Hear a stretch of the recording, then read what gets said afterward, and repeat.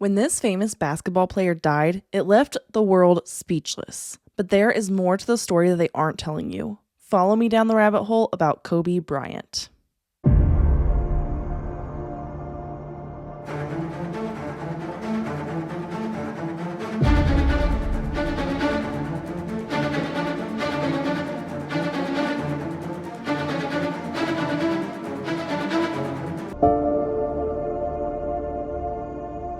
Hello, friends, and welcome back to the rabbit hole. I'm your host, Danny, and today we are talking about Kobe Bryant. So thank you, Zane, Renee, Chris, and Jesus for requesting this episode.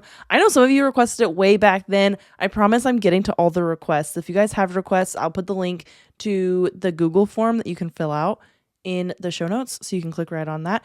In the show notes, you can also find links to the YouTube, the Rumble, and the merch store, and the Patreon. So if you want to subscribe to my YouTube, you want to watch this episode, cool. You want to follow me on Rumble, awesome. You want to be a patron, you can get your episodes a week early and ad-free.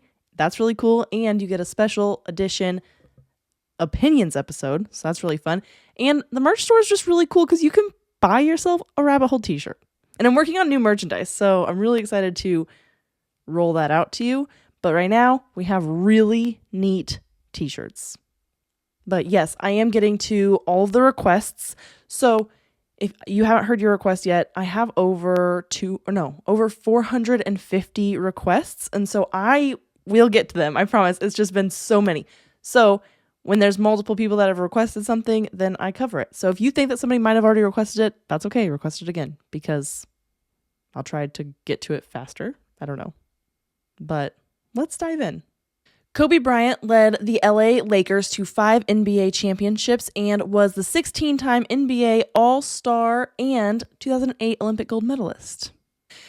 Kobe Bean Bryant was born on August 23, 1978 in Philadelphia, Pennsylvania.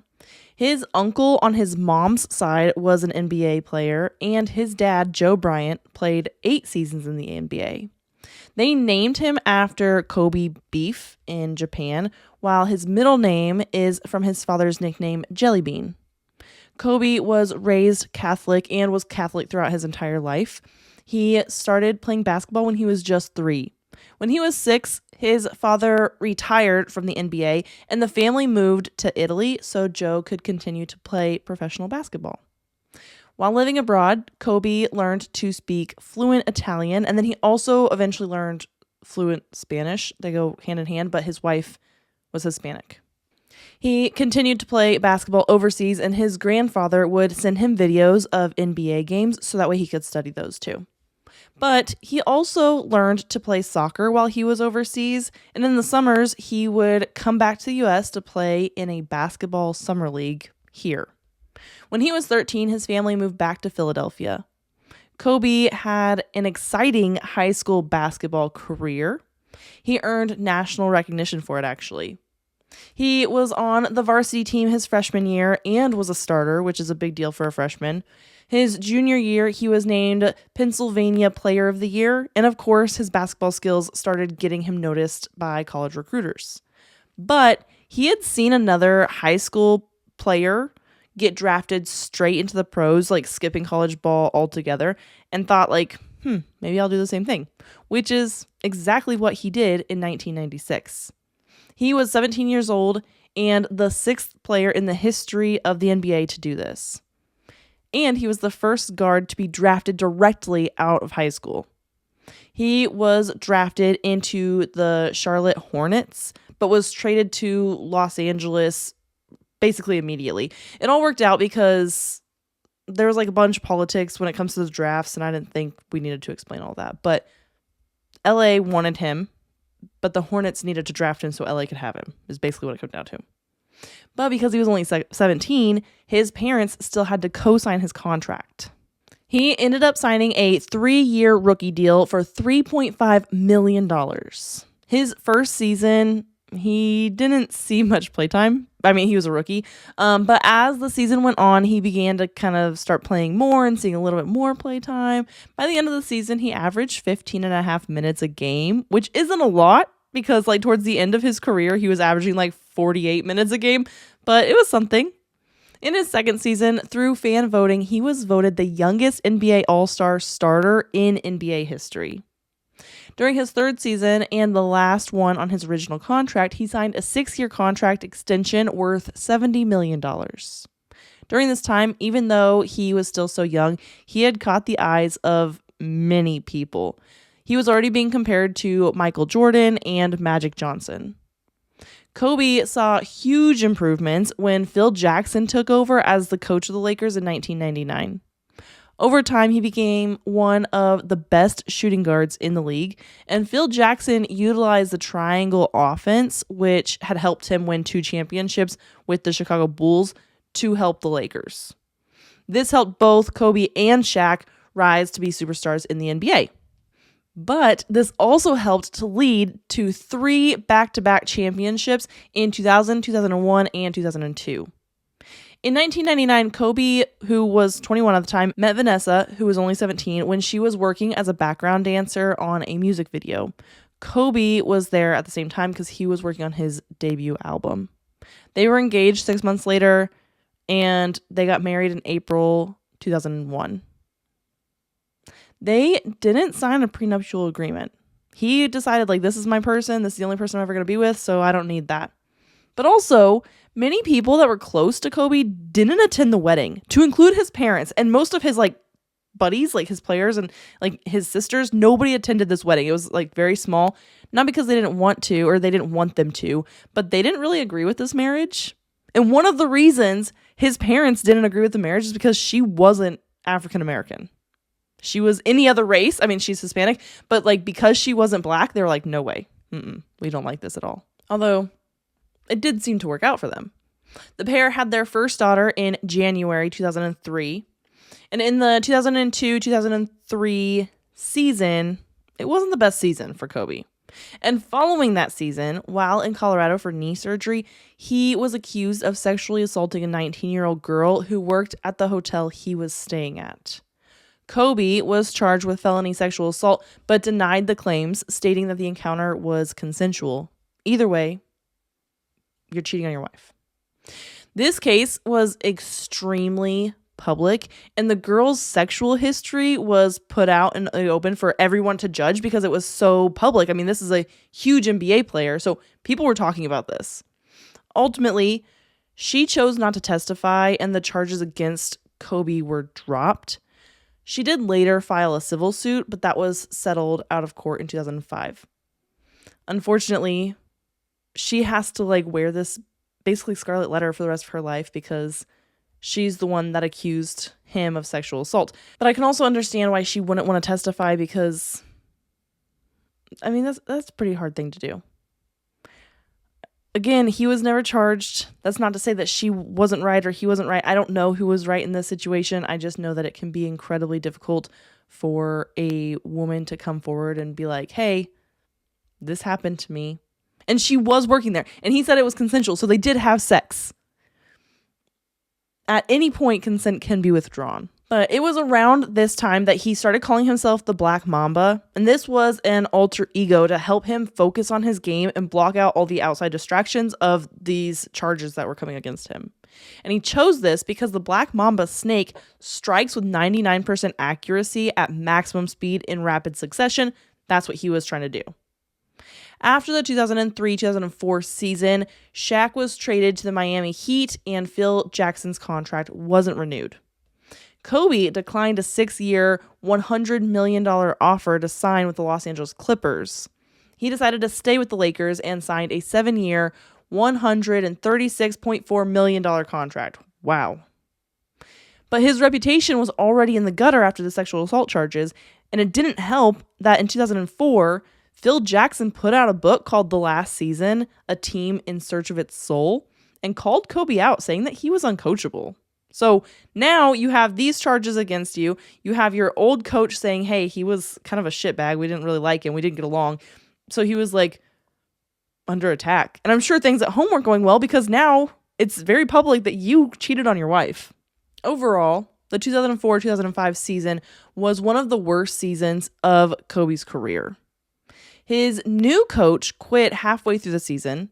They missed the playoffs for the first time in over a decade, And he had been in a public feud with fellow NBA player Karl Malone. So Malone had made inappropriate comments to Vanessa Bryant during one of the games. And Kobe was like, no, you will not talk to my wife like that. In 2006, Vanessa had their second daughter, Gianna, or Gigi for short. And it was in the 2006-2007 season that he changed his number from 8 to 24. 24 was his first high school number, but it changed in high school as well. But he liked that number. He wanted to go back to it. That same season, it seemed like he kind of had this issue with elbowing people in the face. So he actually received 2 one-game suspensions for elbowing players and 1 type 1 flagrant foul. The first 2 elbows were from basically like a jump shot. He jumped up and on his way down, he elbowed the other team's player in the face. But this movement was deemed unnatural. So that's why he got these 1-game suspensions. Because and twice? I don't know. On December 23rd, 2007, Kobe became the youngest player to reach 20,000 points scored in his career. He was 29 years old. However, since then, the record has been broken by LeBron James. On May 6, 2008, he was named the league MVP. The Lakers won the championship in 2009 and got to visit the White House and meet President Obama. In April 2010, Kobe signed a 3-year contract extension worth $87 million. Although he missed 4 out of the final 5 games of the 2009-2010 season due to injury, they did still win the championship. And he also won the NBA Finals MVP award. In the 2010-2011 season, he became the youngest player in NBA history to score 26,000 career points. And just a couple months later, in the same season, he became the youngest player to score 27,000 points. And then just 2 days after that, he became one of only 7 players in the NBA with at least 25,000 points, 5,000 rebounds, and 5,000 assists. And, of course, he made the All-Star game for the 13th time in a row and won his 4th All-Star MVP, tying Bob Pettit for the most All-Star MVP awards. However, the highs from the season were overshadowed because he was fined $100,000 by the NBA for directing a gay slur at a referee. And later that year, not too long into the 2011-2012 season, in December of 2011, Vanessa filed for divorce, citing irreconcilable differences.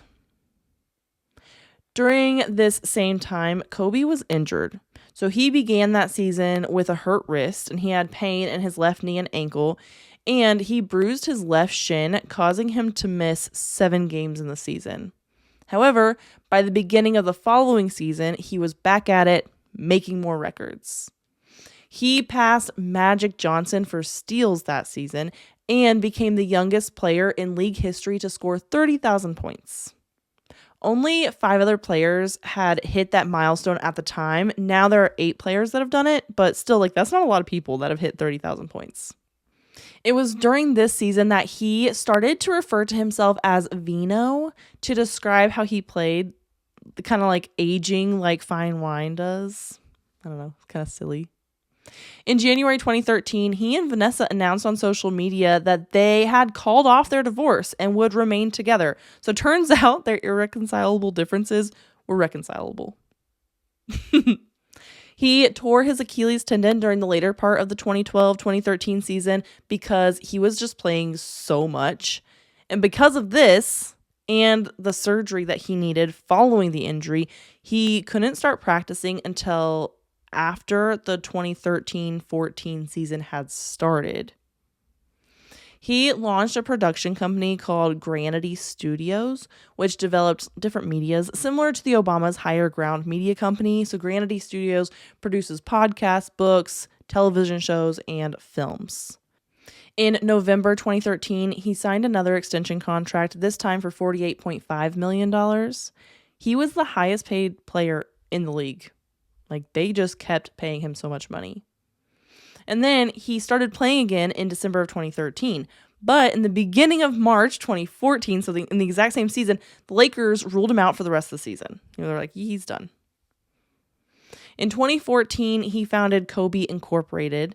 The business was to own and grow brands in the sports industry. Their initial investment was actually a 10% stake in the Body Armor super drink company for $6 million. He finally returned to the NBA, after being so injured in a big way in the 2014-2015 season. He was 36 and became the oldest NBA player to achieve 30 points, 10 rebounds, and 10 assists in one game. He also became the NBA's third all-time leading scorer, passing Michael Jordan. However, his body really wasn't ready to keep going at this pace. He hadn't fully recovered. So he was benched for 3 games in a row. Then the coach started to limit his playing time because he took it upon himself as I'm the reason Kobe's hurt because he's playing too much. And then in January 2015, he suffered a rotator cuff tear in his right shoulder, but he didn't let that slow him down because he was like, I can play left-handed. Even though he's a right-handed player, he came back and exclusively played left hand because his right shoulder was injured. But the shoulder needed surgery, and that ended his season. He was expected to recover during the offseason and return to normal play during the 15-16 season. Unfortunately, he suffered a calf injury during preseason and missed the final 2 weeks of exhibition games. However, he did play the season opener to begin his 20th season with the Lakers. This set yet another record of most seasons with the same team. On November 29, 2015, Kobe announced he would be retiring at the end of that season.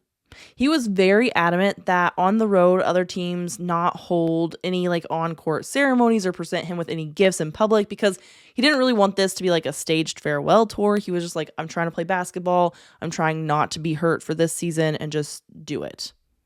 He was still honored on the road with video tributes and fan ovations. People were just screaming and being so excited that he was still there.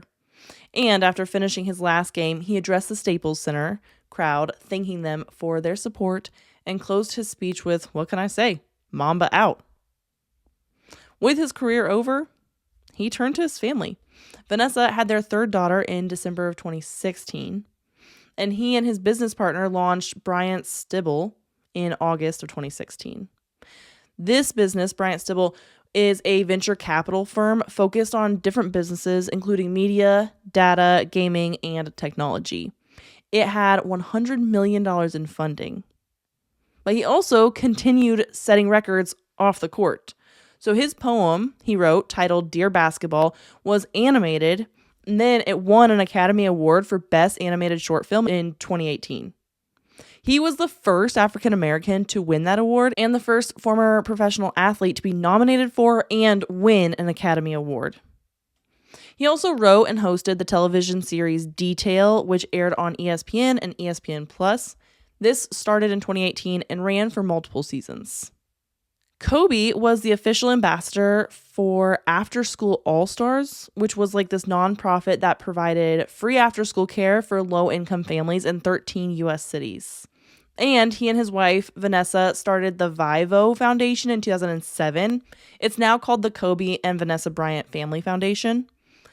According to the website, the foundation, quote, is dedicated to improving the lives of youth and families in need, both domestically and globally, and encouraging young people to stay active through sports. The foundation provides financial resources, develops unique programs, and raises awareness for relevant issues in order to strengthen communities through educational and cultural enrichment opportunities, end quote. He was very into philanthropy. He wanted to help as many people as he could. So he also established the Kobe Bryant China Fund in 2009. This fund partnered with the Sung Ching Ling Foundation, which is a charity backed by the Chinese government. The fund raised money within China for educational and health programs, but they also donated supplies to impoverished schools for basketball facilities and equipment.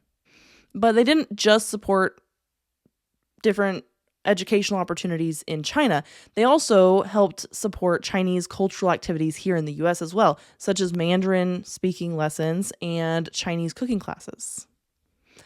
Unfortunately, Kobe Bryant's death ended on January 26, 2020. At 9:06 a.m., the Sikorsky S-76 helicopter took off from John Wayne Airport in Orange County, California, heading for Camarillo, California. They were on their way to a youth basketball game in Thousand Oaks, which this is like a 2-hour drive, but it's only like a 30 or 40-minute helicopter ride. I guess this is very common for people with money in California to just like hire a helicopter to fly them. On board was 9 people: Kobe Bryant and his daughter Gianna, who was 13 at the time, John Altobelli, the college baseball coach, and his wife and daughter Carrie and Alyssa, Sarah and Peyton Chester, Christina Mosser, and pilot Ara Zobian. Gigi, Alyssa, and Peyton were all on the same basketball team, and they were flying to a basketball game. And Christina was the assistant coach of their team, with Kobe being the coach. To make the drive, like I said, it would be about 2 hours, but the flight made it like a quick 30-minute trip. Ara, the pilot, told air traffic control that he was going to remain at a low altitude for the entirety of the flight. For whatever reason, he did not go straight from that airport to the next airport. He had to follow the highways that day, which is different. That's not something that he usually has to do. But I'm wondering if it has to do with the weather that was in the air. I have never flown on helicopters. I don't know all the ins and outs of like low altitude flying. But he did know that the flight was through mountainous terrain and there was clouds and it was foggy. Like, he knew this was going to happen. During the flight, Ara told ATC that he wanted to climb above the clouds to 4,000 feet because he had no visibility. The helicopter at the time was about 1,600 feet above the ground when it suddenly banked left and began a rapid descent. The helo crashed into the hills in Calabasas around 10 a.m. Everyone talks about the pilot, but Ara was Kobe's private pilot. Like, he always flew Kobe Bryant around. It's not like this was a random guy that he had never met before, just some pilot that they called up. No, like, this guy always flew Kobe Bryant, like, constantly. So, like, people always point to the pilot and they're like, oh, that guy must have purposely crashed. Well, first of all, he was going to die too. Secondly, they had a decent amount of trust there. Experts attribute the crash to the combination of the low-lying stratus layer and the high-rising terrain. It was reported that the tail seemed to have some issues going on with it, but it's unclear exactly what was wrong with the tail, or if there was actually something wrong with the tail. I couldn't find it.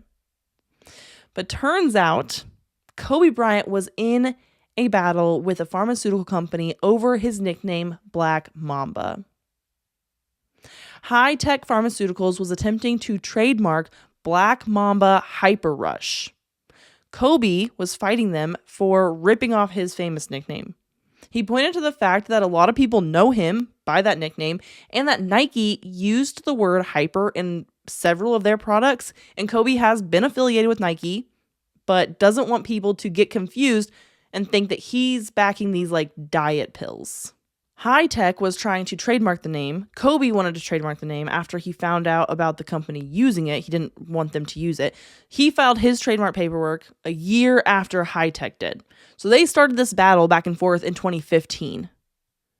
But he wanted the trademark board to side with him, and he had some valid concerns about the product High Tech was representing. So he alleged that the High Tech product contained substances banned by the FDA as a dietary supplement. These substances were DMAA and methylphenidate. DMAA was withdrawn from the markets in the 1980s. It is a stimulant, but its safety has been questioned because several adverse events and at least 5 deaths have been associated with supplements containing it. And it has been banned by many sports authorities and governmental agencies, so people are not using this anymore. Methylphenidate was used as an antihypotensive agent and cough suppressant, and according to the FDA, does not meet the statutory definition of a dietary ingredient, so it can't be used in dietary supplements. Kobe and High Tech went back and forth for years. The trademark board wasn't fully convinced by Kobe's arguments, so they denied his motion for summary judgment, and the case was headed to trial. But Kobe wasn't going after high-tech pharmaceuticals by themselves. He was also going after the company that owned them, Acorn Operating Company, LLC, and the company associated with them, Insys Therapeutics. And apparently, they were set to go to trial the following 3 days after the helicopter crash that killed Kobe Bryant. But the people that are running these companies are super shady, like so shady. So Insys was founded by John Kapoor. That guy is important. He retired from the company in 2017 due to racketeering conspiracy charges, but there's like this whole thing, and I dug in. In fact, the Netflix movie Pain Hustlers is based on the story of Insys. The company had a practice of paying doctors speaking fees to promote their products. The company set up the Insys Reimbursement Center, which is where Insys workers would call insurers for the doctor's offices to get them to authorize payments for Subsys. Subsys was the main product the company sold, and it was like a liquid form of fentanyl. This drug was supposed to be for cancer-related patients and only to be prescribed when nothing else worked. But the workers misled the insurers into paying for this fentanyl, basically. In 2012, a whistleblower actually filed a lawsuit against the company, but nobody did anything. Like, the government was like, whatever, it's fine. Like, this guy was a sales rep at this company. He had documents, he had emails, he had audio recordings, and still nothing happened. And then the next year in 2013, the company had its IPO, and it was the best performing IPO that year. But the public paid no attention to the lawsuit or the accusations from this whistleblower. Finally, in 2017, U.S. Senator Claire McCaskill released a report and audio recording of a representative allegedly falsely claiming to represent a doctor's office and lying about the patient's diagnosis in order to circumvent prescribing rules for Subsys. So then the patient that they were trying to manipulate this system for, they died from an adverse reaction to their medications. Like, this was a big deal. Like, you're messing with somebody's life, everything about it. And this is insurance fraud. And a study was done about the marketing, and that found that Insys Therapeutics was responsible for half of all marketing dollars to doctors, which is a lot of money. A lot of money. This study was cited in the federal case against John Kapoor and several other executives, which resulted in the conviction by a federal jury for racketeering conspiracy, which is ultimately why he left the company. John Kapoor has been a major shareholder in Acorn Operating Company, LLC since the 1990s. Acorn acquired high-tech pharmaceuticals in 2013. Acorn was to be acquired by Fresenius in 2017, but they actually found some shady dealings on Acorn's part and didn't want to have anything to do with it. Fresenius said that there was something wrong with the way that Acorn was reporting their drug data to the FDA, and they wanted them to fix it. They're like, you need to fix this, then we'll acquire you. And it was some like $6.8 billion, something crazy. And Acorn was very motivated by that money to be acquired, but then they never were because they were being shady. And Fresenius was like, no way, we can't. They're a big company and they're based out of Germany. They didn't want anything to do with shady dealings. Well, in 2022, Acorn was sued by the government for its pricings. Turns out there was all kinds of fraudulent billing happening, which isn't that what Insys was doing? Since then, Acorn has filed Chapter 7 bankruptcy, ceased all operations, and laid off all employees. But as far as high tech goes, it was founded by a man named Jared Wheat. He received a felony right after high school for selling ecstasy, and he was actually charged as a drug smuggler. And then, after he got out of jail, he finished his time for that. While he was in jail, he came up with this idea because he always wanted to be a lawyer and go to work for this big corporation. He decided, they probably won't hire a felon, so I'll just start my own company. So when he got out, he started High Tech Pharmaceuticals, which is like a performance company. So they do fat burners and different performance enhancing type drugs, like sports related type drugs. In 2004, he was in a battle with the Federal Trade Commission, and that led to his arrest and indictment in 2006. While he was incarcerated, he devised a plan to produce 4 new supplements, despite a court order forbidding him to do that. But again, this is what he did when he started the company. All 4 of these new products were fat burners, and the claims included rapid fat loss, thermogenic fat burner, and treatment for erectile dysfunction. In 2014, he was required to pay a $40 million judgment and recall those 4 products. The federal court ordered Jared to surrender to U.S. Marshals to be incarcerated until full recall conditions for his supplements had been met. But because he continued to refuse to recall them, he had to go to jail. Because he just left them, I'm trying to remember because I didn't write this down. So for almost a year after he was ordered to recall them, he left them on major retailers' shelves. He was like, I'm not recalling those. Because he just wanted the money. He was so money hungry. And actually, the FTC investigation from 2004 is what led to the recall of 2014 of all the products he developed while he was in jail and he shouldn't have been doing. But he told the court that he couldn't afford to pay the $40 million judgment. All the while, he was driving around in a Lamborghini. So then we have to bring this all the way back to Kobe Bryant, right? So Kobe was set to go to trial against Jared Wheat and High Tech Pharma, which was backed by John Kapoor, who had this history of these shady dealings. Both men are clearly money hungry. The trial was just another in a long line of lawsuits and lawyer fees for Jared. But he didn't really want another hit to his reputation. He didn't want more legal issues or more fees. He didn't mind fighting dirty. So, was sabotage involved? Did he pay somebody to mess with the tail of the helicopter? Did he pay somebody to kill Kobe Bryant? And then everybody else was just collateral damage. That's definitely one theory. Another conspiracy is that his death was an occult ritual. So his death may have been a blood sacrifice for the Illuminati. This theory has some traction because the pictures of Kobe making a triangle with his hands, which is a known Illuminati symbol, have been circulating. And following Kobe's death, his books soared to the top of the charts on the middle grade hardcover portion of the New York Times bestsellers list. These books, Epocha, The Tree of Ekrof, Legacy and the Queen, and The Wizard Training Camp, were written for children ages 10 to 13, tweens, preteens. But because these books involve magic, some people point to that as kind of brainwashing the children, suggesting that these books are about occult topics because magic is occult-ish. And they reference the chapters of the books, with one of them being named The Pyramid, another being The Dark Room, and another one being The Beast. And these could be references to the Illuminati. But also it could just be causing kids to believe in magic, and then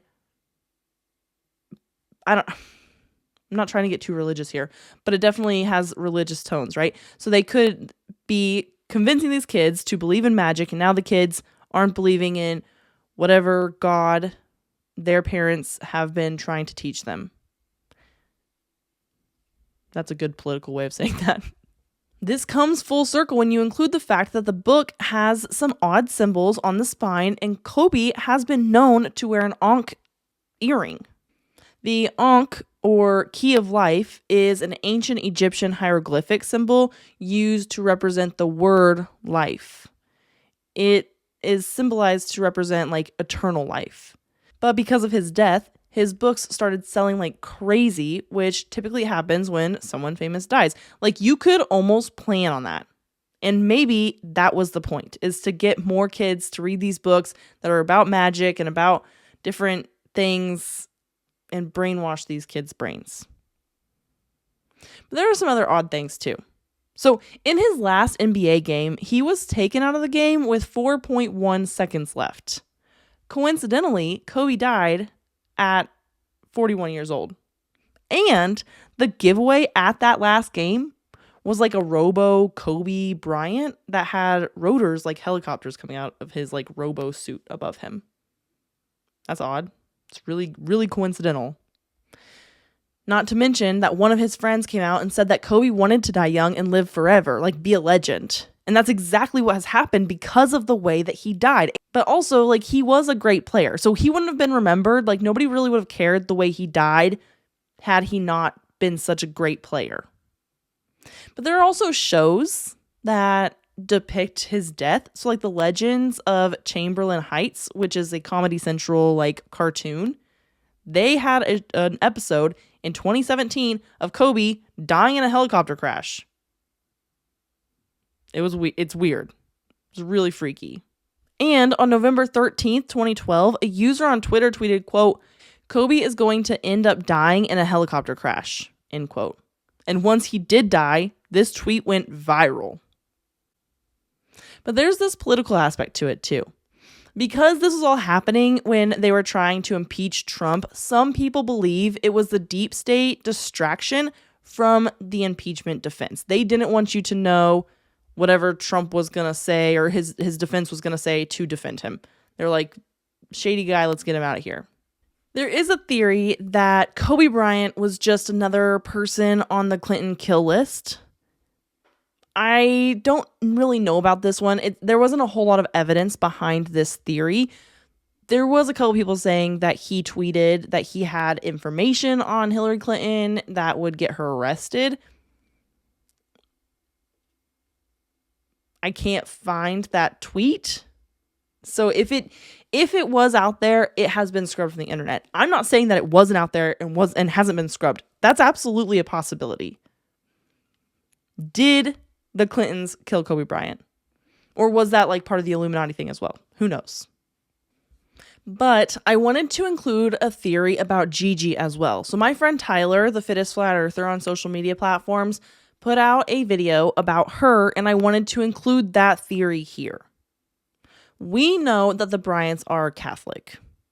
Gigi is depicted as an angel a lot. Like more than anyone else. Like Princess Diana wasn't depicted as an angel.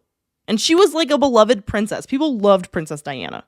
And they are always depicting Gigi as an angel. She has angel wings in everything that you see about her. Well, there's a WNBA player named Angel Reese that happens to look like a grown-up version of Gigi. And we know that Gigi was a good basketball player and that Kobe was coaching her. When Angel held the NBA trophy, she looked at it and said, "It reminds me of Kobe." That's really weird. Like, I guess maybe not. Maybe you're like, just look up to Kobe. But there's some other really weird things. Like the fact that she is oddly close with Shaq. She has posted social media posts singing with him, and she refers to him as Uncle Shaq. Well, we know that Kobe's kids call Shaq Uncle Shaq. And on that note, Shaq is a 33rd degree Freemason, which we know that the Illuminati and the Freemasons are connected. So I'm thinking like maybe Kobe made a deal to save his daughter if he died in this crash as Illuminati sacrifice. But Tyler points out in his video so nicely, which I will link in the show notes, that Gigi and Angel have almost identical features. One of those being their eyebrows, which, okay, fine, we can get past the eyebrows. Another one being their facial expressions and how their game face is very similar. But the nail in the coffin is the beauty marks under her left eye. So Gigi had 2 beauty marks that we saw pretty regularly. Like she didn't wear a lot of makeup. She was a 13-year-old basketball player. We're seeing her beauty marks under her eye. Angel typically wears makeup, so you don't always see her beauty marks. But Tyler found a picture where you can just make them out. Like I said, I'll link that in the show notes. The spacing between these 2 beauty marks, because there's 2 of them, they're like the exact same. It's very odd. And like identical twins don't even have markings that are the exact same. But also the sound of their voice, it's like, okay, so there's a recording of Gigi. She was young, right? She was just she was only 13 when she died. So this is a recording from before that time. So you have to remember that she had a very young voice. Now you listen to Angel's voice. It's not the exact same. It's pretty close. Gigi would be 18 if she was alive today. Angel says that she is 22, or it says on the internet that she is 22, but you know what they say. Age is just a number, and you can manipulate that super easy. So, what's 4 years? That's all I have for you about Kobe Bryant. Until next week, my friends, stay skeptical because there's so many things to be skeptical about right now in this world. And I'll see y'all then. Hey friends, The Rabbit Hole is an independent podcast with everything you hear done by me, Danny Mercy. I appreciate all of your support. Please rate and review wherever you're listening. If you want to follow us on Instagram, it's at rabbit.holepodcast. And thank you, Zakar Valaha, for our awesome intro.